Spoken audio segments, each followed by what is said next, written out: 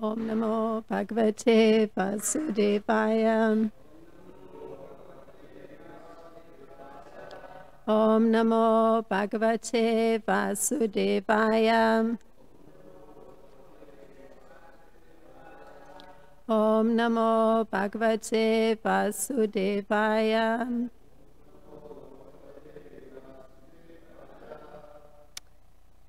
So we are reading from the chapter entitled The Descendants of Ajamidha. And today's verse is text 25, although I'll also be reading text 21 through 24. Those particular verses don't have a purport. So I'll begin by reading 21 through 24 and the translation, and then proceed to text 25.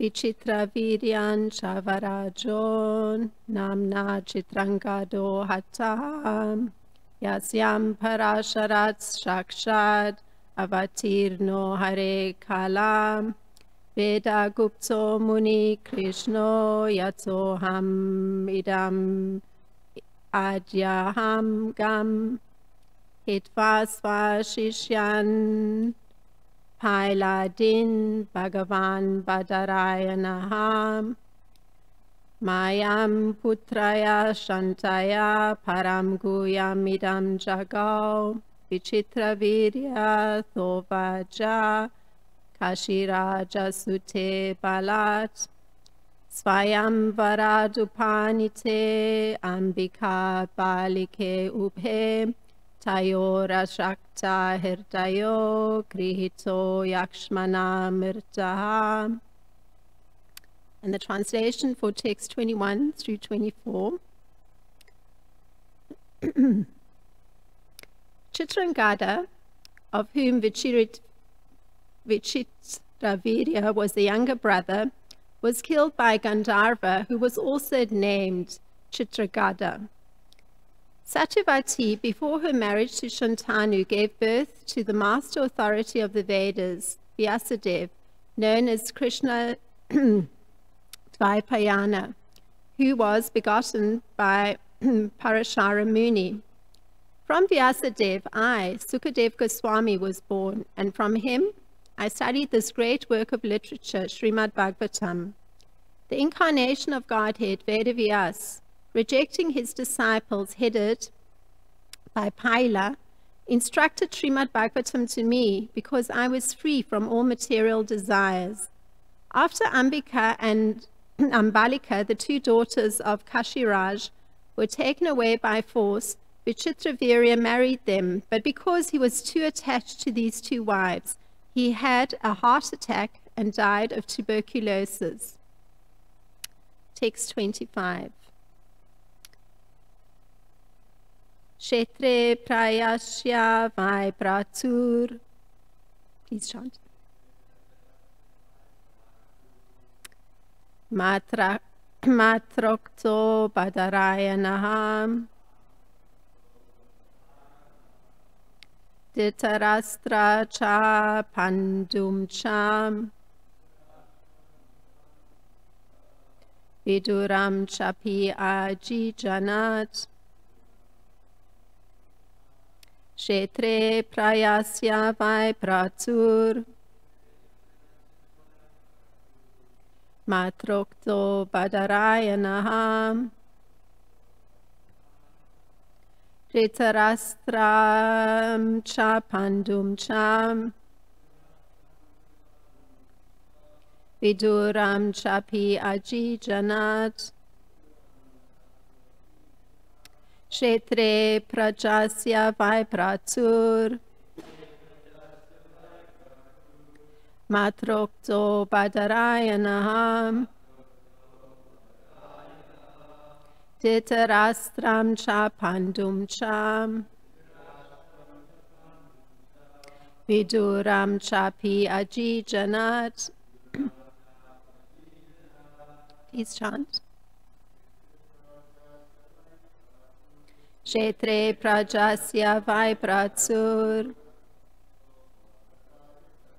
Maktrakto padarayanaha Ditarastram cha pandum cha Viduram chapi ajijanat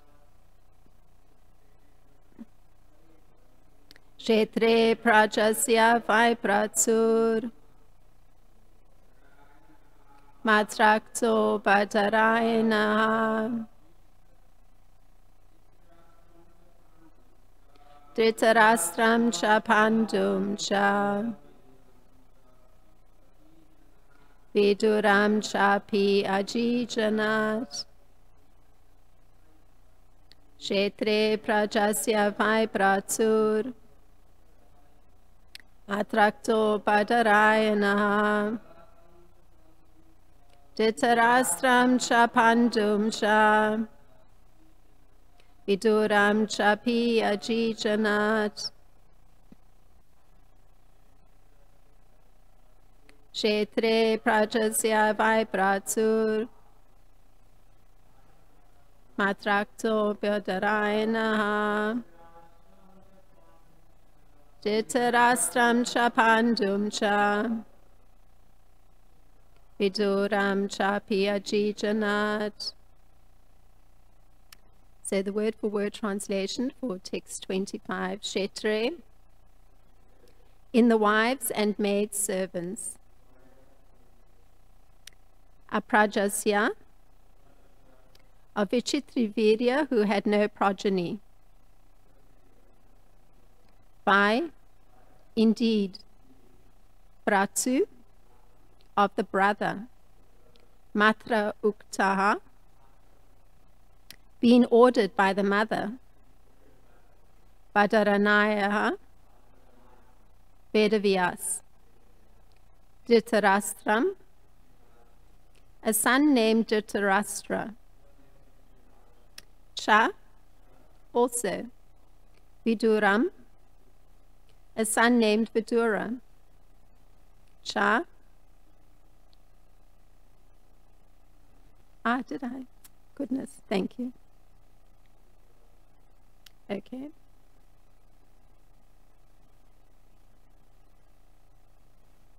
I have after that Cha and Pandum, a son named Pandu.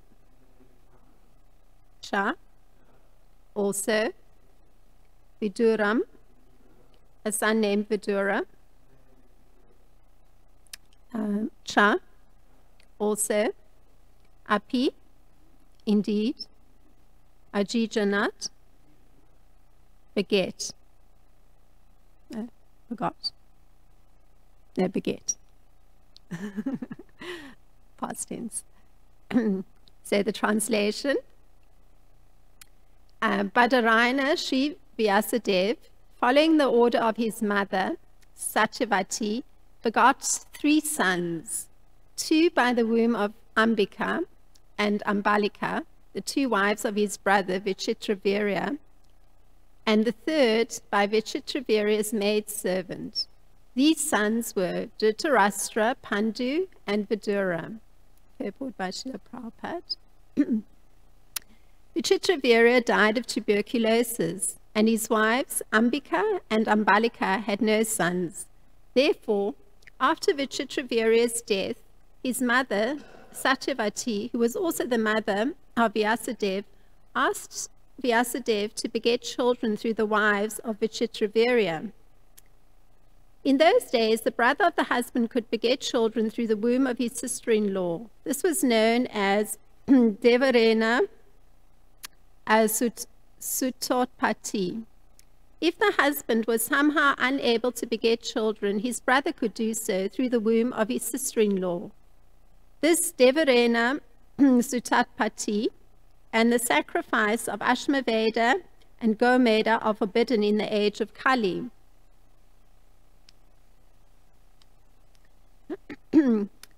Samnyasam pala paitrikam Devarena Sutopatim Kalau Pancha Vivirya Jayet. In this age of Kali, 5 acts are forbidden: the offering of a horse in sacrifice, the offering of a cow in sacrifice, the acceptance of the order of sannyas, the offering of oblations of flesh to the forefathers, and a man's begetting children in his brother's wife. And that's Brahma Vaivarta Purana. Om Gyana Timarandasya Gyananjana Shlakaya Chakshurun Militam Yena Tasmai Shri Gurave Namaha. Namo Om Vishnu Padaya Krishna Prasthaya Bhutale Srimati Ram Padaswami Iti Namine. Namo Om Vishnu Padaya Krishna Prasthaya Bhutale Srimati Bhaktivedanta Swami Iti Namine. Namaste Saraswati Devi Gauravani Pracharine Nivishesha Sunyavadi Pashajya Deshatarine.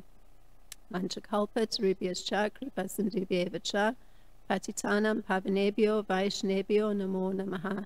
Jai Shri Krishna Chaitanya Prabhu Nityananda Shri Advaita Gadadhar Shivasadi Gaura Bhakta Vrinda.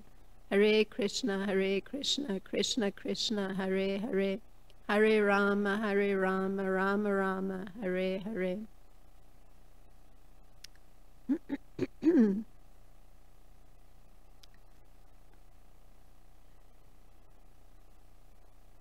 So tracing back for a minute, it was the sons of Pratipa who were Devapi, Shantanu, and Balika, because we've been going through the whole lineage of kings. And so there's 3 brothers, and here the focus is on 2 of those brothers.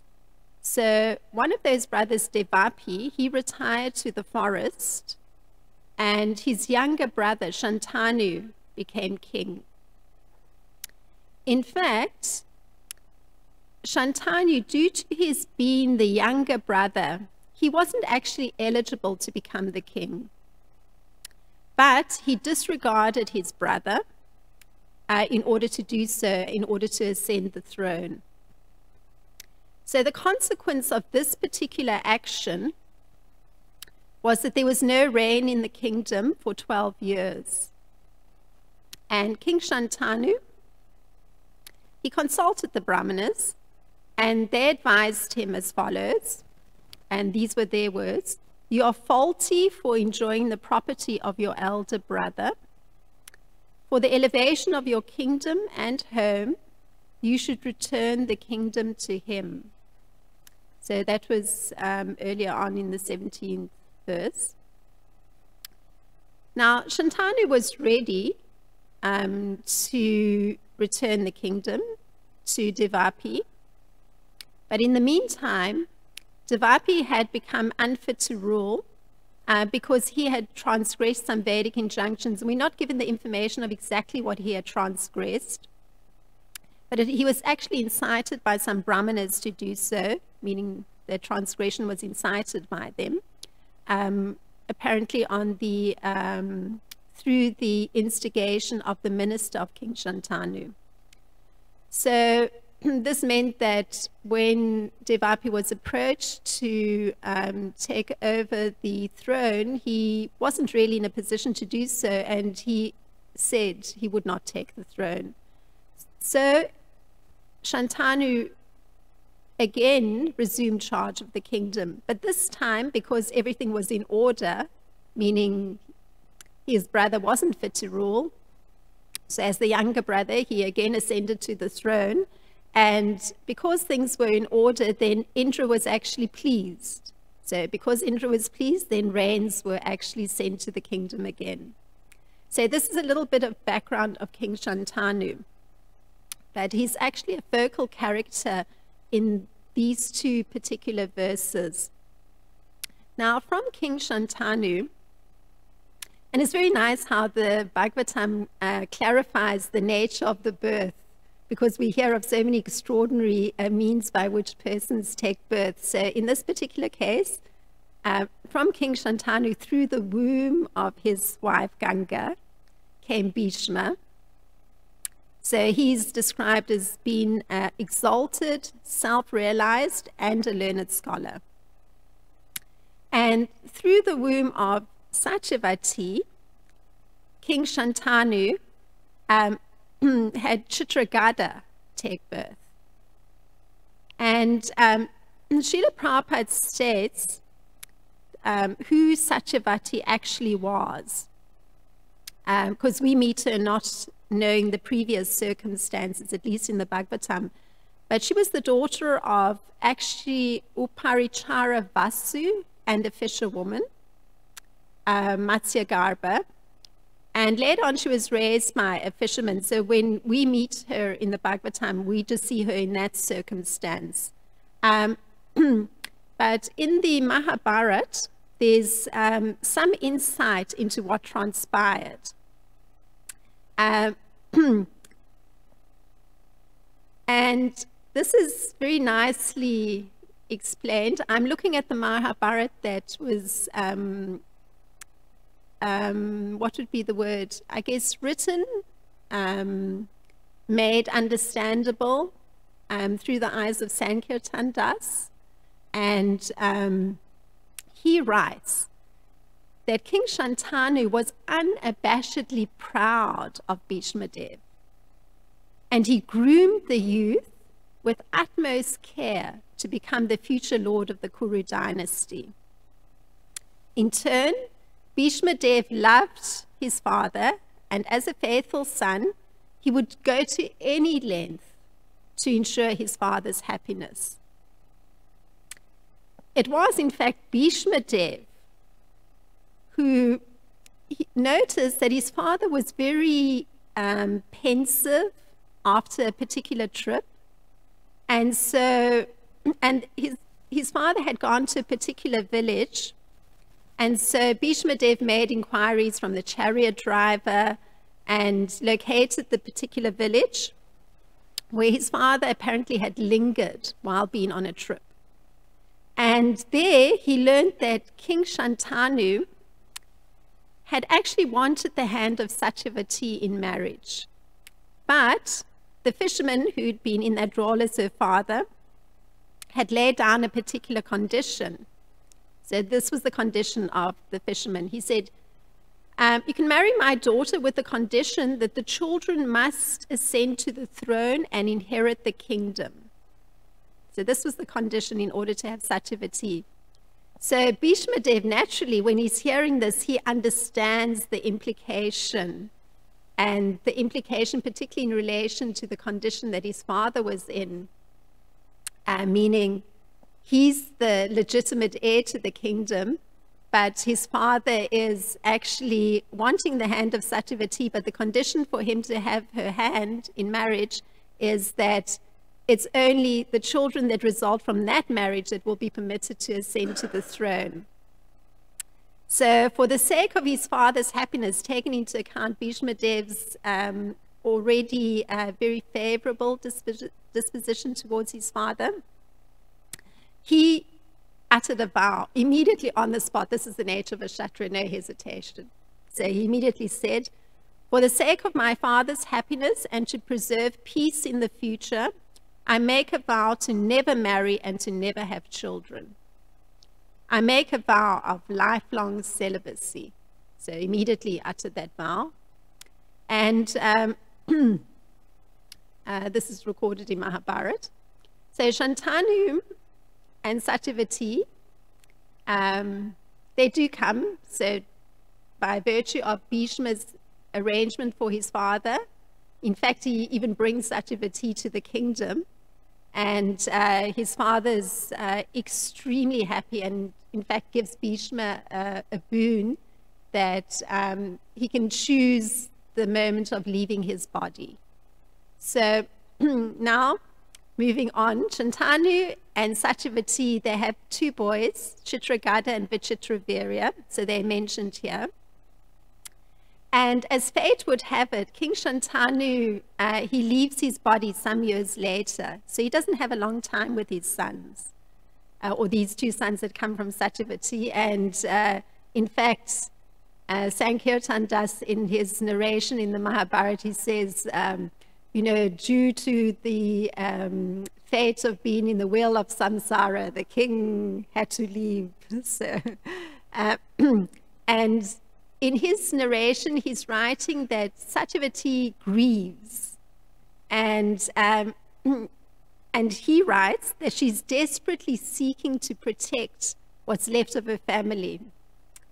So she asks Bhishma Dev to arrange a marriage for his remaining stepbrother, Vichitravirya. So Bhishma Dev acts in the Kshatriya manner. So he immediately goes to kidnap a princess. So it's very amusing, actually, the description of how he does it. And I'm going to read it a little bit. Bhishma Dev stole into the palace of King Kashi to take away one of his lovely and eligible daughters.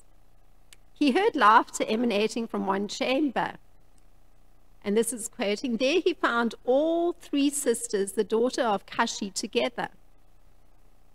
When he entered the room, they ceased their laughter. In turn, he was flustered and confused. He didn't know which sister to choose for his stepbrother, so he took all three.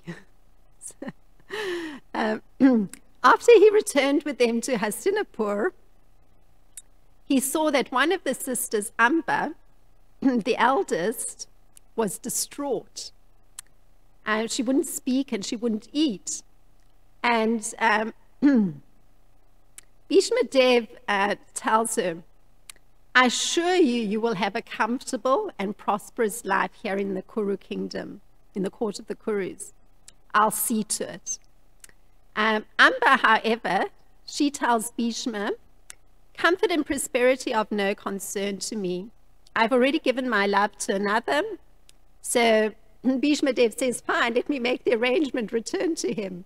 So unfortunately, of course, it proves to be a terrible mistake, because she returns to Prince Salva, but he's ice cold and he responds to her. This is Prince Salva speaking to Amba.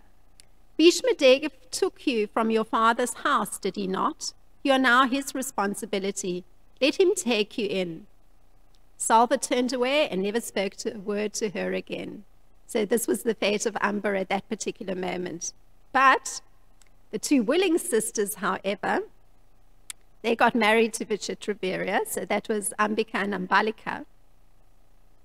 And Bhishma Dev, he enthroned Vichitravirya as the king of the Kurus. So, he's fulfilling that original promise made to Satyavati's father, or the man who was in the role of her father and brought her up. But we read, and this is what we read today, because he was too attached to these two wives, he had a heart attack and died of tuberculosis. So it was very short-lived, his reign. So even with the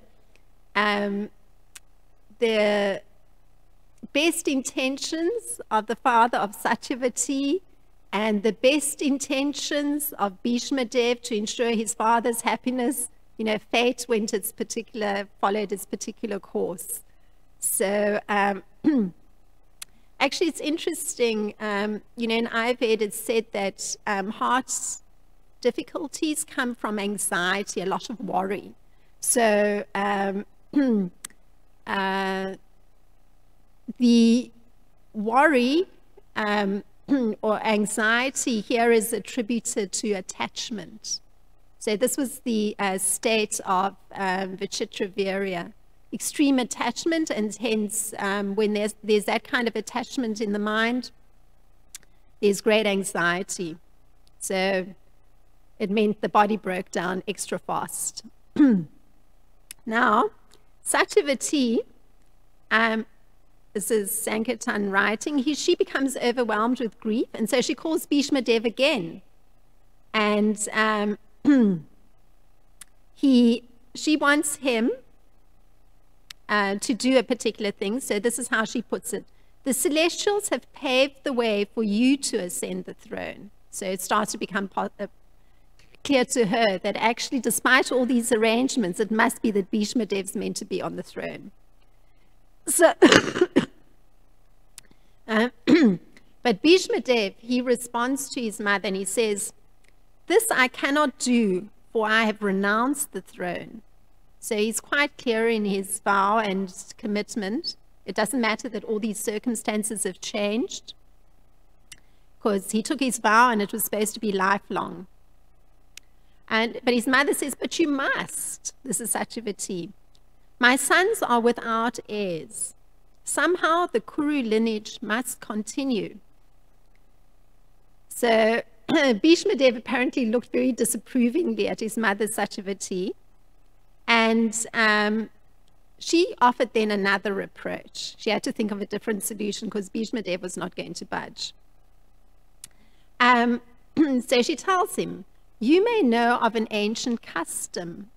If a man dies childless or cannot beget a child, his brother is permitted to beget children with the man's wife to continue the family. The thing to do now is for you to approach the sisters and beget a child with each of them. In this way, they'll both be satisfied." So in the commentary of Srila Vishwanath Chakravarti Thakur on this verse, he actually says that it's with the permission of the elders that someone is permitted to, and of course this is in a previous time, is permitted to, if it's a desire of a woman whose husband has died, the brother is permitted to beget a child with that woman if it's her desire to have a child, but it has to be with the permission of the elders. So we see that being acted out here. Satyavati is giving the permission for this particular method to be employed in order to allow for the Kuru lineage to carry on. So Bhishma Dev has been asked to perform that function for his stepbrother. Due to the death of his stepbrother, he's to perform that function of, I guess, impregnating the two wives. So, but Bhishma Dev responds, "You know I can't do that. Everything in this world may change. The oceans may dry up. The stars may fall from the sky. But I have taken a lifelong vow of celibacy, and I will never waver from that vow. You must find some other way." So this is his response to his mother. He's not budging. So, but then Satyavati tells Bhishma Dev, and this is connected here, and she recounts a history from her life prior to the time of the meeting of King Shantanu. "One day, the chief of the fishermen caught a large fish, and he cut it open. I was inside, just a tiny baby. He and his wife raised me as their own daughter. But from the time of my birth, my body smelt just like a fish. I had an awful time as a child. The other children made fun of me and would not play with me. Even the adults wouldn't come too close. So no one would be my friend. I worked for my family, ferrying people across the river. My passengers would sit at the other end of the boat. No one could stand my odor for too long. But one day, Parashara Muni came on the boat. He wasn't like the others. He sat at arm's length to me. He placed his hand on my shoulder, and the fishy smell left me forever. My body began to smell like a wonderful bouquet of heavenly flowers." And it goes on in that particular description where Parashara Muni tells Satyavati that she's extremely beautiful, and that, if they unite, the child that will be born will be a very, very extraordinary personality, and also that her chastity wouldn't be compromised by the birth of the child. So this was the power of Parashara Muni. And so after that, there's mention, I immediately gave birth to a son. So the boat is rowed to some island. The child is born immediately, so no gestation period. And the child miraculously grew into manhood before my very eyes. So this was Bhishma Dev, you know, immediate impregnation, immediate birth, immediate growth into adulthood. This was Bhishma Dev. Oh, sorry, Vyasadeva, sorry. Thank you. So this is Srila Vyasadeva, and and this was Srila Vyasadeva talking to his mother Satyavati. So he's immediately become a man, and he says, "It was time for my birth," the man-child said to me. This is Satyavati recounting to Bhishma Dev. "Thank you for becoming my mother. You will not regret it. Now I must take my leave and enter the great mountains of the North Country. A strange time will soon be upon this world. I must prepare for the coming age, the Kali Yuga. But if you ever need me, just face north and think of me." So this was Srila Vyasadeva. And Srila Prabhupada tells us here that that after Vichitravirya's death, his mother Satyavati, who was also the mother of Vyasadeva, she then asked Vyasadeva to beget children through the wives of Vichitravirya because of Vichitravirya's death. And in text 21 through 24 that I read today, Sukadeva Goswami, he's narrating that at the end of the Dwapara Yuga, I studied this great supplement of Vedic literature named Srimad Bhagavatam, which is equal to all the Vedas from my father, Srila Dvaipayana Vyasadeva. And we also find him saying this in the second canto of Srimad Bhagavatam, the first chapter. He says those same words. So Srila Prabhupada writes that such a great literature, this Srimad Bhagavatam, it's considered the postgraduate study of the science of Godhead. It can only be learned by studying at the feet of a realized soul, such as Srila Vyasadeva. And even though Srila Sukadeva Goswami was a liberated personality right from the very day of his birth, he still had to study Srimad Bhagavatam from his great father, who had compiled the Srimad Bhagavatam under the instruction of his spiritual master Narada Muni. So there's a description of the Srimad Bhagavatam. Srila Prabhupada here is drawing from the Brahma Vivarta Purana. And in the Brahma Vivarta Purana, there's actually a description of the Srimad Bhagavatam. And that description, I'm going to read it because it's not the Bhagavatam or Srila Sukadeva Goswami speaking about the Bhagavatam, but rather the Brahma Vivarta Purana commenting on the Bhagavatam. So I'm just going to read the verse in the translation because it's of interest here, since Srila Prabhupada is particularly drawing from the Brahma Vivarta Purana. Idam Bhagavata Nama Puranam Brahma Samitam Uttama Shloka Charitam Chakara Bhagavan Rishi Nishreyasaya Lokashya Danyam Svasti Ayanam Mahat. So that translation from the Vivarta Purana is, this Srimad Bhagavatam is the literary incarnation of God, and it is compiled by Srila Vyasadeva, the incarnation of God. It is meant for the ultimate good of all people, and it is all successful, all blissful, and all perfect. Now, this is significant because just the fact that there's that identification of who Srila Vyasadeva is, us just having heard of how he appeared or took birth through the womb of Satyavati by Parashara Muni, something of the position of such a personality is described by Lord Krishna. Again, I'm going to read because it's just significant knowing who Srila Vyasadeva is.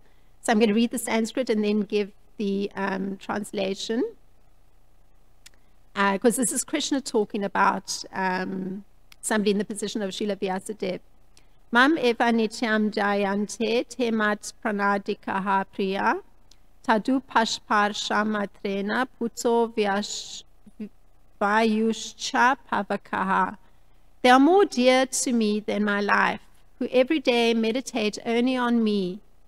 The air and fire become pure simply by their direct touch. So, knowing that there's a means to develop transcendental knowledge, and that's done through some sort of sacrifice. In the present age, it is the chanting of the Maha Mantra. And the reason for that is that it's correcting any deficiency in any of our services. So those deficiencies, I mean, we've been hearing very unusual circumstances and how persons have negotiated through them.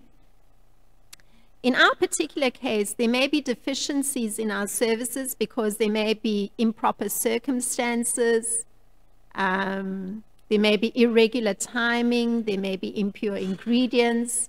But in all cases, just chanting the names of Krishna, it corrects those deficiencies. Yeah, it comes to mind, you know, when we've done Sankirtan downtown, I recall one particular circumstance where we were in an open square. I think it's the Wrigley building. And there was some man, clearly the mind was not in place. And anyway, throughout, we must have been there literally for 30 minutes. So chanting, dancing, it was a very large group. Anyway, the man participated in all of it. I mean, the mind was not in place, but somehow or other he participated in it. So one actually realizes that, you know, the conditions where one's performing, you know, sacrifice, there's some impurities certainly in the environment because there's all kinds of entities. But just the chanting of the Maha Mantra, it's actually taking care of any deficiency. And in that particular case, the one deficient element somehow joined in the proper way. So even with the mind not all there. So, or we may even think of the milk that often is there. You know, if one reads the regular milk that is supplied, it's written that vitamin D is added, and it's known that also some sort of possibly fish oil is added to that too. So, you know, there's so much impurity that's going to be part of a sacrifice. So again, the chanting of the Maha Mantra, it takes care of the deficiencies. But in this particular age, and this is the Brahma Vivata Purana, and it's so interesting, Srila Prabhupada is drawing from that because the entire Purana is painting a picture of what Kali Yuga looks like, and it's so sobering.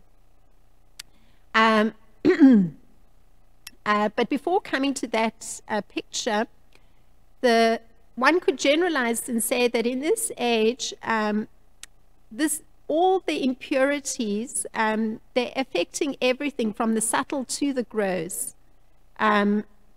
So any activity that's sacred, it has to be performed with the chanting of the Maha Mantra. And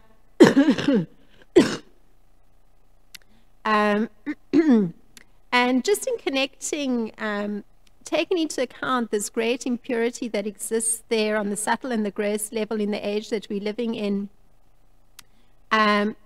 considering how Lord Krishna says that anybody meditating upon him is more dear to him than his own life, we can understand that just by actually performing the sacrifice, Krishna is immediately satisfied. And in return, he even gives his own self to a surrendered devotee. And this is in this whole atmosphere that's completely contaminated. It's very extraordinary. We find King Nimi in the 11th canto of Srimad Bhagavatam in the 2nd chapter. he specifically mentioned this, that when a devotee offers loving service to the Lord is immediately satisfied, and in return, he gives even his own self to the surrendered soul. Now, in the Brahma Vivata Purana that Srila Prabhupada is drawing on in terms of saying, what's forbidden in this age, the beginning part of it says, there's a verse that says, and this is Lord Krishna talking in the Brahma Vivata Purana, he says, Lord Hari, talking of himself, will stay on the earth for the first 10,000 years of Kali Yuga.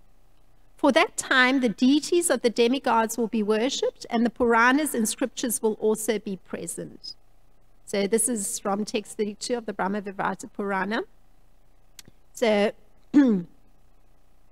later on, there's description of that the chanting of Gayatri mantras stops, the scriptures are no longer studied, and then as a result of that, the entire population becomes a population of outcasts. And so not just that one entity in like a downtown Sankirtan, but that becomes the general population. And there's no rules that are followed in terms of eating. And the brahmanas are actually, well, they don't read the scriptures, they don't chant Gayatri, and the spiritual masters are actually in positions where they are speaking ill of others all the time, so it's a very broken apart time. So this is after the first 10,000 years, just because of the Puranas, Srimad Bhagavatam, not been present any longer. So this is the power of the Srimad Bhagavatam, and Srila Vyasadeva in particular, just having compiled it, just allows one to understand the great glory of having access and still having the, I guess, the ability to somehow be studying the Srimad Bhagavatam at this time. So going back to Srila Vyasadeva, this is a description in Mahabharata. Since the rivers and lakes froze over most of the year, he could not bathe, and a stale, rancid odor had settled over him. So this is, he's come to his mother, he's received the request. So looking upon him and smelling his odor, Satyavati remembered her own embarrassing youth. And suddenly she realized the difficult task in store for Ambika and Ambalika. Vyasadeva asked, so I'm going back to the Mahabharata, "My dear mother, how can I serve you?" And she replied, "Kuru dynasty is threatened with extinction, and you, my dear son, are the only one who can help." So that night, Vyasadeva, he goes to the bedchamber of Ambika. And she was so horrified by his appearance, she couldn't bear to look at him. So during their time together, she kept her eyes tightly shut. And before he left, Vyas told her, "Your son will be exceedingly strong and proud, but because you have acted this way, he will be born blind. His name will be Dhritarashtra." So the next night, he goes to Ambalika's chamber. Now she heard what had happened from her sister, and she made sure to keep her eyes open. But when she saw Vyas, she turned ghostly white. So at the end of the evening, as he left her, he told her, "Your son will be noble and kind, but because of your reaction to me, he will also be unusually pale. So his name will be Pandu." So then there's a description that Satyavati, she looks at her grandchildren, it says 9 months later, one is blind and one is pale. And so she thinks they're so fragile. So we need one more child to ensure the dynasty continues. And often you read, there's a saying, at least I've come across it like in the British monarchy, every princess is meant to produce an heir and a spare. So in case anything happens to the one heir, there's a spare. So this is a similar kind of thinking as Satyavati. So she asks Vyasadeva to go to Ambika once again. So Vyasadeva proceeds to do so, but then to his surprise, he finds there's a maidservant waiting for him. So she tells him, Ambika was too embarrassed to be with you again, so she sent me in her place. So, but that particular maidservant, she's able to see Srila Vyasadev's radiance, and so she happily welcomes him. And before Vyasadeva leaves, he tells her, your son will be wise, his name will be Vidura. So these are something of what I've drawn from Mahabharata to bring these 5 verses together in a kind of more narrative form. So if there's any thought or comment related to this narration or these particular verses.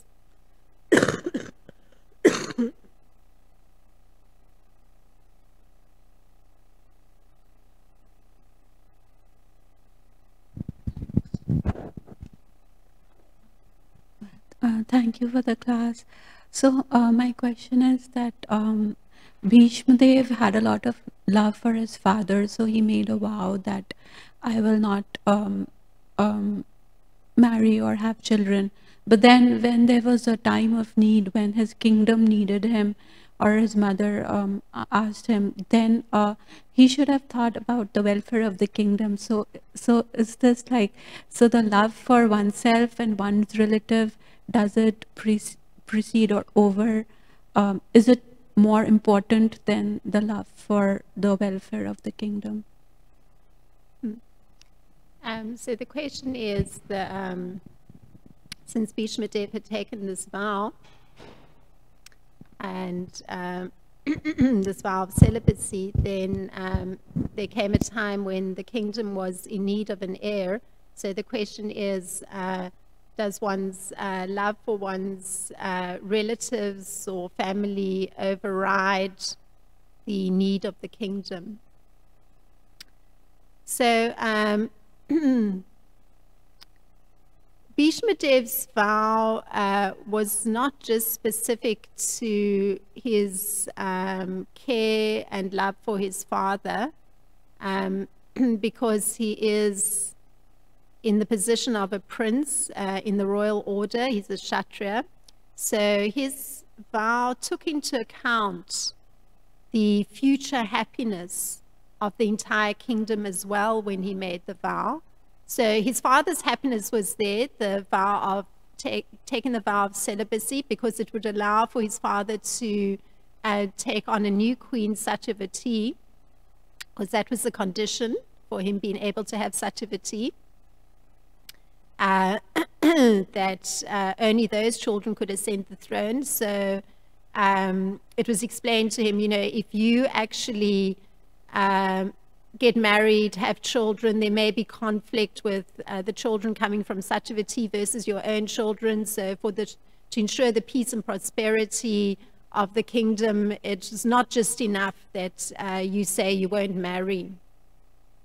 So Bhishma Dev said, fine, I'm going to actually take a vow of lifelong celibacy. So there was that reason to ensure the happiness of his father, but there was a second reason, and that reason was also to make sure that there was no future conflict between potential heirs. So he did take into account the peace of the kingdom. And that is the nature of a very broad-minded person. It's not merely selfish family relations that dictate a decision. It's the any decision that's taken is motivated also by the duty one has to perform, and in his case, his duty was going to be to an entire kingdom. So he certainly took that into account. There wasn't any discrepancy in his vow, meaning that he isolated his family members and had that override his duty to the citizens. He took into account both.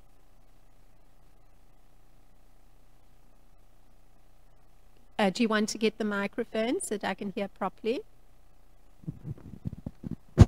So, like, his ego was more important, because once he had made the vow for everybody's welfare, it's fine. But then, after when the kingdom needed him to produce an iron, and his mother also asked him, then he should have given up the vow for the welfare of the kingdom.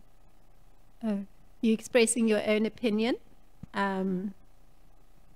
That you're not in agreement with Bhishma Dev's decision. Well, one is always entitled to one's own opinion, but one has to have the proper mood of regard for the greatness of the devotees of Lord Krishna, who have far-reaching vision and can in fact understand better what would be the correct decision. It generally, one's own view is very circumscribed by one's own, particular attachments. So it's generally not not that one can look very clearly and necessarily always express an opinion that isn't colored by one's own attachments.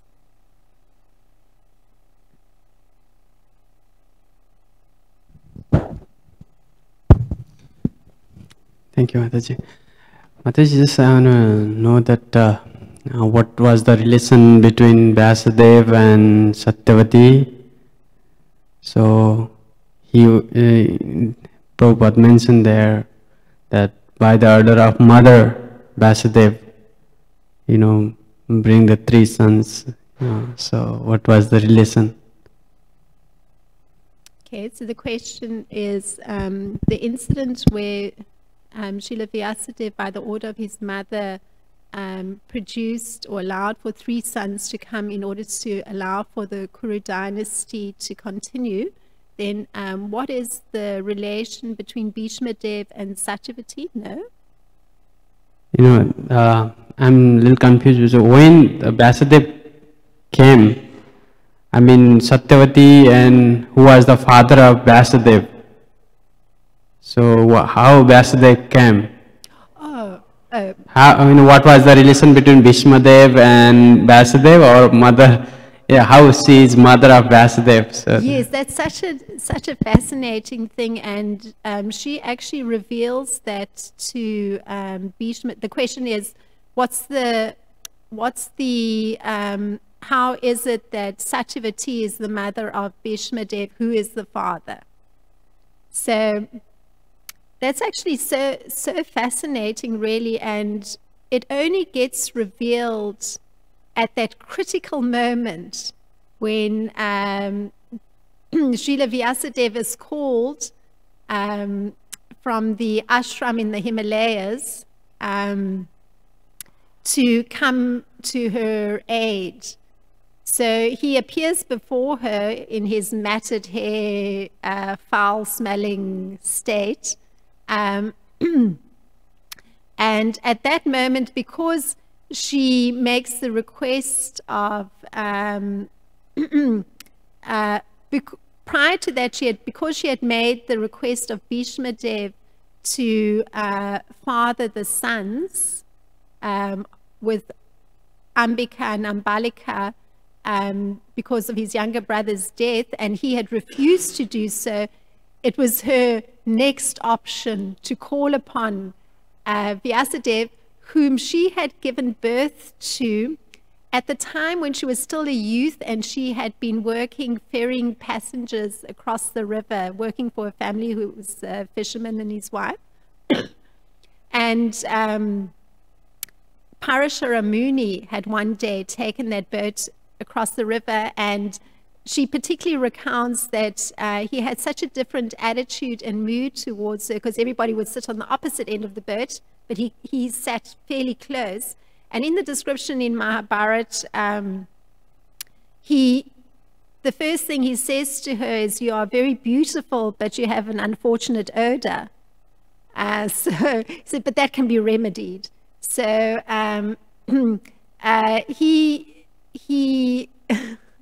yes, so he, at least in the part that I was reading today, he just placed his hand on her shoulder and the odor went away. And the description is that he told her that, I guess, there would be a desire to unite with her and that she would have a child, but that the child would be very extraordinary. So, and that she said she was, very afraid and reluctant, but then he explained to her that it would not compromise her chastity. Somehow he had that mystic power. So the description in the Mahabharata is that union takes place and the boat is brought to an island, so immediately the birth is done. So Srila Vyasadeva takes birth immediately after the conception. And immediately in front of Satyavati and Parashara Muni's eyes, he grows into manhood. So Parashara Muni is the father of Srila Vyasadeva, and it took place at his request. And she remains in what would be considered I guess an undefiled condition. There was no trace of her ever having given birth or having united with Parashara Muni. So then later on, it is that King Shantanu finds her. So at the critical juncture when the Kuru dynasty appeared to not have any heir, because the two sons born with King Shantanu had both died, that was the moment when she summoned Srila Vyasadeva. That was the one instruction he gave to her prior to departing. He said to her, "I have to prepare for Kali Yuga, but if ever you need me, just think of me face north and I will come." And indeed she did that. He arrived, and hence he got that request made of him. Can he please actually produce the heirs via the two queens, because now their husband Vichitravira was dead. And so Srila Vyasadeva did it, but then we hear the difficulties that the queens experienced with suddenly having a dirty looking ascetic perform that act. So that's the history of Srila Vyasadeva. Jai Baladev. Thank you. Hare Krishna. Thank you for your class. You were mentioning that one should study at the feet of self-realized souls. So we could see in the scriptures that that's probably cause a lot of dissension and offenses, because I'll just use a couple of examples. Haridas Thakur, he purified the prostitute after 3 days of chanting. And no preaching, just chanting. And it's described that she became so purified in the elevated Vaishnava that other Vaishnavas will come to see her and take instructions from her. And also when Lord Chaitanya purified Jagadamidai, he told the community of the Vaishnavas, do not consider them sinners anymore. If you consider them sinners still, then you'll fall down. And so my understanding is that one thing I appreciate about Narada Muni, he told Dhruva Maharaj that if one sees someone's inferior to you, then you should elevate them. If you should associate with equals and take instructions from those who are superior. And so my understanding, like Haridas Thakur, he didn't, or people like, he didn't see the prostitute and say, let me disassociate with you because you're impure. Rather, he embodied, there's a verse that says, Shastra yute suni pundridashada yamra, uttama adhikari se taraye samsara. If we consider ourselves topmost Vaishnavas superior to anyone, then that means it's not that we should disassociate with those who we think aren't self-realized souls. We should try to elevate them to the standard. Because what kind of doctor are you that, have you ever been in a hospital and the doctor said, I don't want to associate with sick patients? That's ludicrous. So we see that, this tendency of, let me associate with self-realized souls and disassociate with those who I don't think are self-realized souls, like Jagai Madai or the prostitute. then we commit offenses. So what is somebody to do when they're handling that type of dilemma? Because there's always rumors and gossip going on when people give their own, egoistic opinion based on the bodily conception of life. So, so the question is that based on the understanding that very sinful persons in the past, and you gave some examples, like Jaga and Madai with Lord Chaitanya, that the advice given there was to no longer view those persons as sinful persons, but rather try and elevate them. So your question was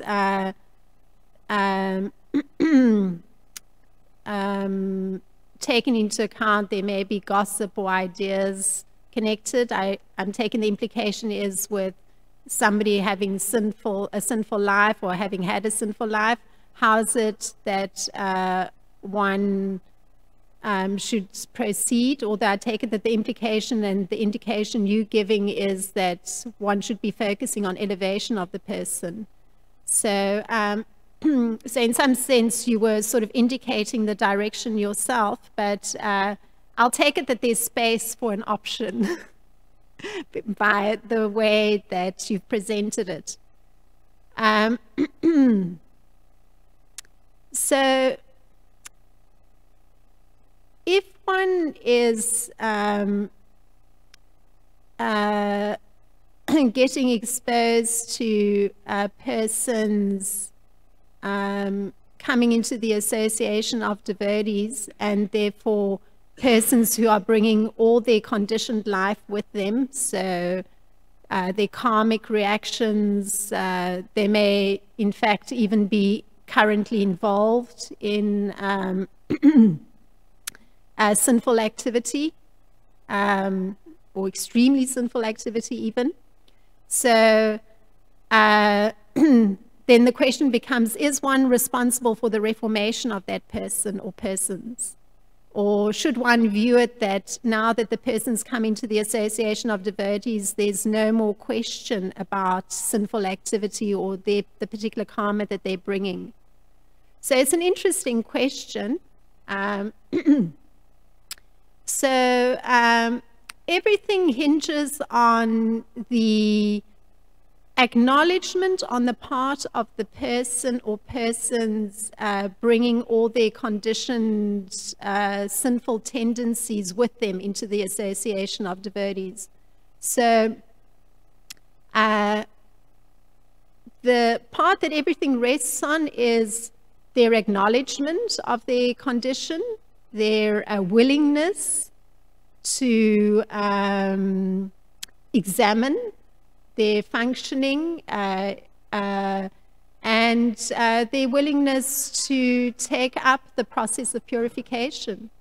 So if externally the signs of sinful life are there in the person, and one as a devotee can see that, it's very clear, if somebody's diseased, mad, completely ignorant, clearly there's, sinful reaction that's there. So then one has to, according to what you've indicated, the thought is that one has to forget and not question the conditioned life, the sinful reaction. Well, I'm not sure if that's accurate, and I don't know if I personally would agree with that, because each individual has a particular psyche. So in personal interactions, one is exposed to the psyche of the individual, and so one functions accordingly. So if a person is vehemently holding on to sinful life, then one, with all one's best intentions to not be judgmental, to give an opening to the person to take to the process of purification, one is inhibited from doing so because of the choice the person's making. So if a person perpetuates their sinful life while coming into the association of devotees, it's not that one is being judgmental by avoiding, one is saying, well, that's the person's choice. One is not Lord Chaitanya that one can somehow, you know, in one moment remove all karmic reactions. As a devotee, one actually takes into account the dynamic that exists with the person. So, and there may not be judgment, but one understands what the choice is that the person makes. And then it's up to the person how much they do or don't take to the purificatory process. So intelligence is required and good judgment is required.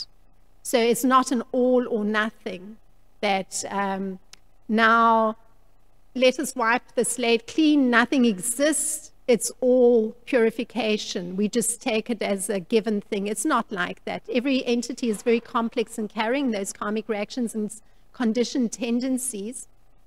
But what it does rest on is the extent to which the person indicates the willingness to take to the purificatory process. So if one understands that the person is choosing to maintain sinful life, that creates an obstruction.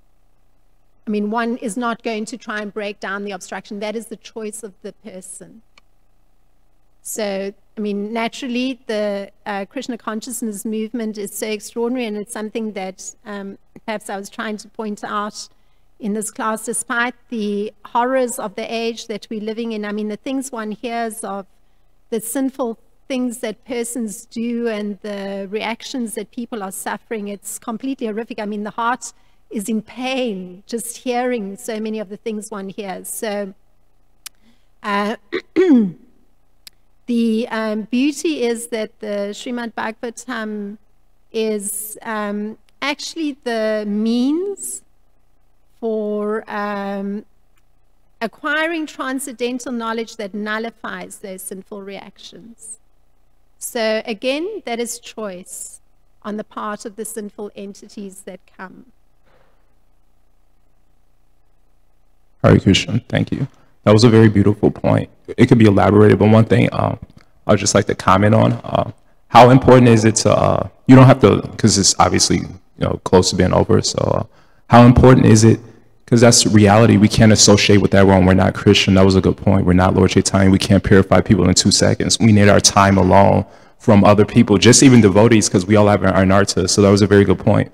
But how much important is it to, you know, like you said, not be judgmental, just send positive thoughts and energy, which, you know, a lot of times we don't keep guard of. You know, we may see something, but then we send negative thought, or we tell somebody they're not a devotee. And that seems like to be detrimental to our consciousness. So even, yeah, they may have some sinful tendencies. It could go on and on, this discussion, but how important is it to just send positive, good thoughts to people, even if you don't associate with them? And that kind of hurts our own consciousness, because that's what, there's so much scriptural references to refer, but I'll just keep it at that. Maybe you could keep it short. Sorry, I apologize. So, that's all right. Thank you, Jai Baladev. That's a nice point you brought up, the necessity for oneself to wish persons well. And that is natural in a devotee. One wishes others well. It's naturally there. That one has hesitation or reservations, that's part of intelligence. It's not a reflection on one's well wishes towards another entity. So certainly as a devotee, one wishes all entities well. Well, one certainly has to monitor oneself if one doesn't do that, because you pointed it out also in your earlier part, that there's it can be detrimental to one's own spiritual life.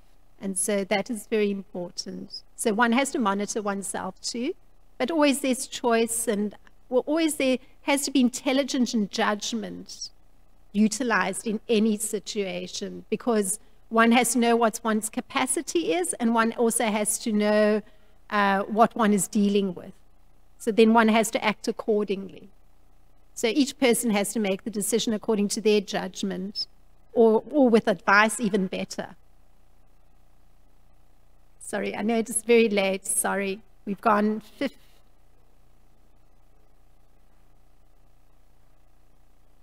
Prabhupada said that we're to give instruction, not give association, not take association, because we know how people are situated. Thank Please you. come to Krishna consciousness. Certain restrictions may apply. What was the last part? Certain restrictions may apply. Indeed. Hare Thank Krishna. you very much for putting it so concisely. Thank you very much, everybody, for your very, very kind attention. Srila Prabhupada ki jai, Srimad Bhagavatam ki jai.